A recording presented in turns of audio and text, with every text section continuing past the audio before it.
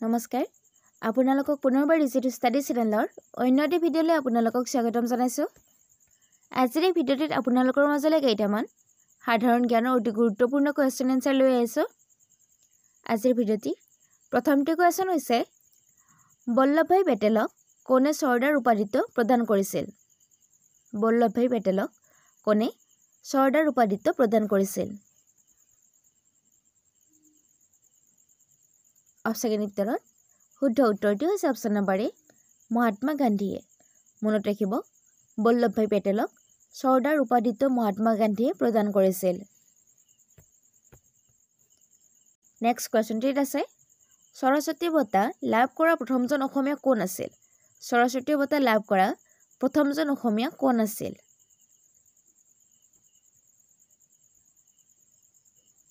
Option ভিতৰত শুদ্ধ উত্তৰটি হৈছে অপশ্যন নম্বৰ এ লক্ষ্মীনন্দন বৰা।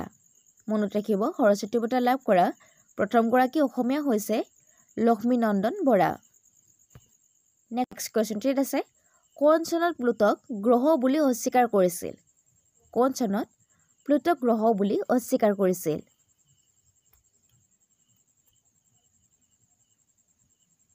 অপশ্যন ভিতৰত শুদ্ধ উত্তৰটি হৈছে অপশ্যন নম্বৰ চি 2006 চনত। মনত ৰাখিব 2006 চনত প্লুটক গ্ৰহ বুলি অস্বীকাৰ কৰিছিল, কিন্তু ইয়াৰ আগলৈকে প্লুটক এটা গ্ৰহ বুলি স্বীকাৰ কৰিছিল বা গ্ৰহ বুলি মানি আহিছিল। নেক্সট কুৱেশ্যনটিত আছে প্ৰাৰম্ভিক সময়ত সংবিধানৰ অষ্টম অনুসূচীত কিমানটা ভাষা সন্নিৱিষ্ট কৰা হৈছিল? প্ৰাৰম্ভিক সময়ত অৰ্থাৎ প্ৰথম অৱস্থাত সংবিধানৰ অষ্টম অনুসূচীত কিমানটা ভাষা সন্নিৱিষ্ট কৰা হৈছিল? অপশ্যন ভিতৰত শুদ্ধ উত্তৰটি হৈছে অপশ্যন নম্বৰ এ 14টা। মনত ৰাখিব প্ৰাৰম্ভিক সময়ত সংবিধানৰ অষ্টম অনুসূচীত 14টা ভাষা সন্নিৱিষ্ট কৰা হৈছিল। ইয়াৰ লগতে আপোনালোকে মনত ৰাখিব বৰ্তমান অষ্টম অনুসূচীত 22টা ভাষা সন্নিৱিষ্ট কৰা হৈছে। নেক্সট কুৱেশ্যনটিত আছে ভাৰতীয় সংবিধানত মুঠ কিমানটা অধ্যায় আছে?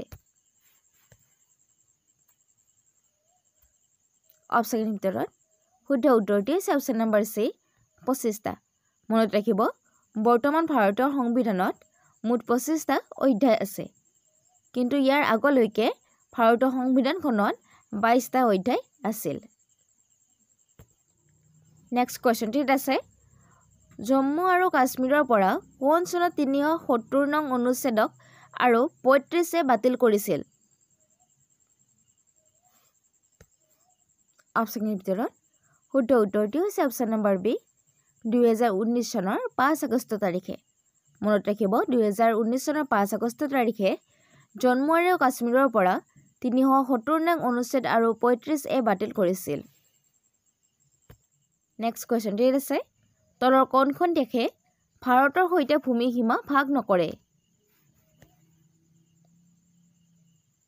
অপশ্যন ভিতৰত শুদ্ধ উত্তৰটি হৈছে অপশ্যন নম্বৰ বি তাজিকিস্তান। মনত ৰাখিব তাজিকিস্তান দেশখনে ভাৰতৰ সৈতে ভূমি সীমা ভাগ নকৰে। নেক্সট কুৱেশ্যনটিত আছে কম্পনাংকৰ এছআই একক কি? অপশ্যন ভিতৰত শুদ্ধ উত্তৰটি হৈছে অপশ্যন নম্বৰ এ হাৰ্টজ।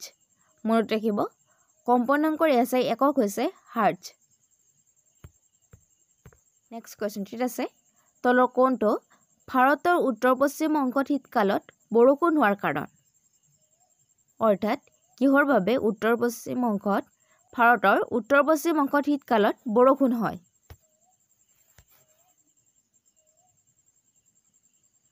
অপশ্যন ভিতৰত শুদ্ধ উত্তৰটি হৈছে অপশ্যন নম্বৰ বি পশ্চিমীয়া বিক্ষিপ্ততাৰ বাবে। মনত ৰাখিব ভাৰতৰ উত্তৰ পশ্চিম অংশত শীতকালত পশ্চিমীয়া বিক্ষিপ্ততাৰ বাবে বৰষুণ হয়। নেক্সট কুৱেশ্যনটিত আছে তলৰ কোনখন ৰাজ্যত উলাৰ হ্ৰদ অৱস্থিত? অপশ্যন ভিতৰত শুদ্ধ উত্তৰটি হৈছে অপশ্যন নম্বৰ চি জম্মু কাশ্মীৰত। মনত ৰাখিব উলাৰ হ্ৰদ জম্মু কাশ্মীৰত অৱস্থিত। নেক্সট কুৱেশ্যনটিত আছে তলৰ কোনটো বিকল্পত ডোডা বেট শৃংগ অৱস্থিত? তলৰ কোনটো বিকল্পত দদাবেদ শৃংগ অৱস্থিত?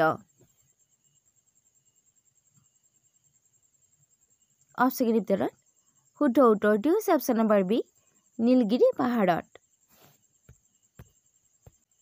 নেক্সট কুৱেশ্যনটিত আছে তলৰ কোনখন নদী ভাৰতৰ সৰ্বাধিক অৱবাহিকা আছে?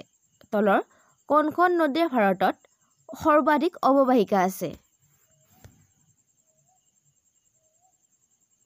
অপশ্যন ভিতৰত শুদ্ধ উত্তৰটি হৈছে অপশ্যন নম্বৰ চি গংগাৰ। মনত ৰাখিব গংগা নদীখনৰ ভাৰতত সৰ্বাধিক অৱবাহিকা আছে অৰ্থাৎ উপনৈ আছে। নেক্সট কুৱেশ্যনটিত আছে তলৰ কোনখন নদী গ্ৰস্ত উপত্যকাৰ মাজেৰে বৈ যায়? তলৰ কোনখন নদী গ্ৰস্ত উপত্যকাৰ মাজেৰে বৈ যায়? অপশ্যন ভিতৰত শুদ্ধ উত্তৰটি হৈছে অপশ্যন নম্বৰ বি নৰ্মদা। মনত ৰাখিব নৰ্মদা নৈখন গ্ৰস্ত উপত্যকাৰ মাজেৰে বৈ যায়। কুৱেশ্যনটিত আছে তলৰ কোনটো পাছ পীৰ পাঞ্জল পৰ্বতমালাৰ মাজেৰে মানালী আৰু লেক পথেৰে সংযোগ কৰে?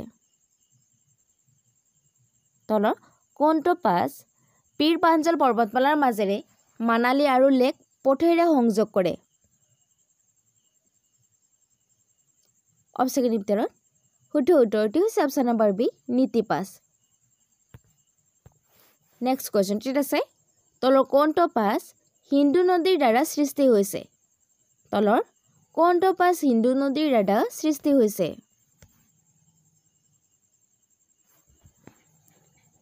অপশ্যন ভিতৰত শুদ্ধ উত্তৰটি হৈছে অপশ্যন নম্বৰ ডি বনিহাল পাছ।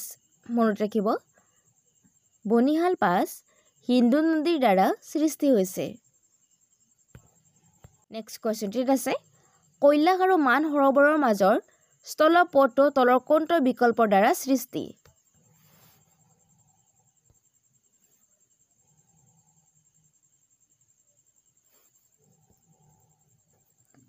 অপশ্যন ভিতৰত শুদ্ধ উত্তৰটি হৈছে অপশ্যন নম্বৰ এ নিপুলেশ পাছ। মনত ৰাখিব কৈলাশ আৰু মান সৰোবৰৰ মাজৰ স্থলপথটো হৈছে নিপুলেশ পাছ। নেক্সট কুৱেশ্যনটিত আছে তলৰ কোনটো পানীয়ে আগুৰি থকা মহাদেশীয় ভূমিৰ টুকুৰাৰ ভৌগোলিক শব্দ? তলৰ কোনটো পানীয়ে আগুৰি থকা মহাদেশীয় ভূমি এটুকুৰাৰ ভৌগোলিক শব্দ?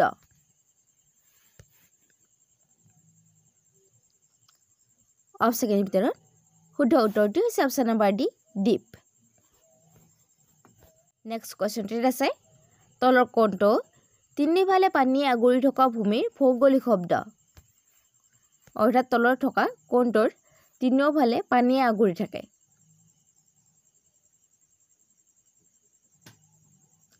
অপশ্যন ভিতৰত শুদ্ধ উত্তৰটি হৈছে অপশ্যন নম্বৰ এ উপদ্বীপ। মনত ৰাখিব উপদ্বীপসমূহৰ তিনিওফালে পানীৰে সমৃদ্ধ হৈ থাকে বা আগুৰি থাকে। নেক্সট কুৱেশ্যনটিত আছে তলৰ কোনখন হিমবাহৰ পৰা শিগাৰ নদীৰ উৎপত্তি হৈছে?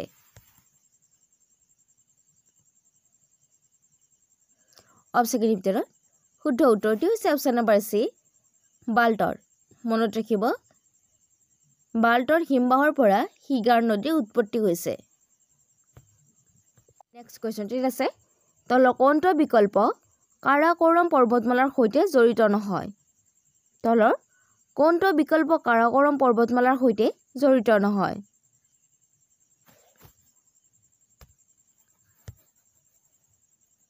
অপশ্যন ভিতৰত শুদ্ধ উত্তৰটি হৈছে অপশ্যন নম্বৰ ডি গংগোত্ৰী। মনত ৰাখিব গংগোত্ৰী কাৰাকোৰম পৰ্বতমালাৰ সৈতে জড়িত নহয়। কুৱেশ্যনটিত আছে তলৰ কোনটো মন্দাকিনী নদীৰ উৎস? অপশ্যন ভিতৰত শুদ্ধ উত্তৰটি হৈছে অপশ্যন নম্বৰ ডি চৰাবাৰী হিমবাহ। মনত ৰাখিব মন্দাকিনী নদীৰ উৎস হৈছে চৰাবাৰী হিমবাহ। নেক্সট কুৱেশ্যনটিত আছে চন্দ্ৰয়ান 3 ব্যৱহাৰ হোৱা ৰভাৰটোৰ নাম কি? অপশ্যন ভিতৰত শুদ্ধ উত্তৰটি হৈছে অপশ্যন নম্বৰ এ প্ৰজ্ঞান। মনত ৰাখিব চন্দ্ৰয়ান 3 ব্যৱহাৰ হোৱা ৰভাৰটোৰ নাম হৈছে প্ৰজ্ঞান।